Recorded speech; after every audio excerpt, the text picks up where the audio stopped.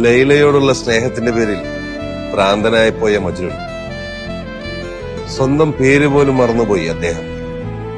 പിൽക്കാലത്ത് ഭ്രാന്തൻ എന്ന് അർത്ഥമുള്ള മജ്നൂൻ എന്ന പേരിൽ അദ്ദേഹം അറിയപ്പെട്ടു.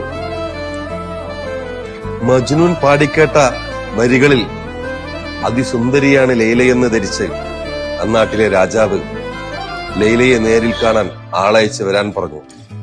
ലൈലയെ കണ്ട ഉടൻ തുച്ഛഭാവത്തിൽ രാജാവ് പറഞ്ഞു, ഇതാണോ ലൈല? അപ്പൊ ലൈല മറുപടി പറഞ്ഞു, അതെ, ഞാൻ തന്നെ ലൈല. പക്ഷെ എന്റെ ഭംഗി ആസ്വദിക്കാൻ നിങ്ങൾ മജ്നുവല്ലല്ലോ. അതുപോലെയാണ് ഓരോരുത്തരുടെ ഇഷ്ടങ്ങളും. ലൈലയുടെ വാക്കുകൾ എത്ര മനോഹരമാണ്.